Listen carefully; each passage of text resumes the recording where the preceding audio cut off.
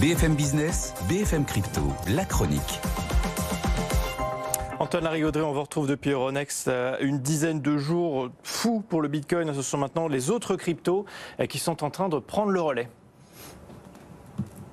Oui, on reste du côté des 34 000 $ sans plus pour le Bitcoin. On s'est bien stabilisé après avoir pris 25% en un mois quand même. C'est plus du côté des autres cryptos que ça va se jouer maintenant et s'activer, notamment l'XRP qui gagne un peu plus de 2 cents encore au-delà des 57 et puis surtout l'Ether qui touche les 1800 $ ce matin.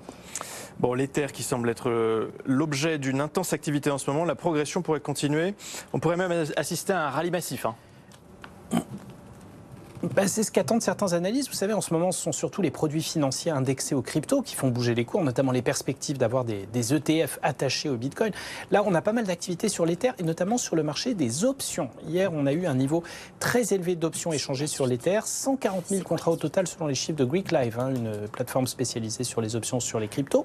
Et concernant l'Ether, elle concernait surtout les options placées sur la zone 1650, 1700, 1800 $ sur les échéances de fin novembre. On constate une hausse de quasiment 13% sur les options d'achat, contre un peu plus de 6% pour les options de vente. Donc les bulls ont la main, ce qui va provoquer mathématiquement un alignement des cours de la crypto sur la zone haute de la fourchette d'options. Ça, c'est un bon signe qui plaide pour une grande fermeté des cours de l'Ether encore.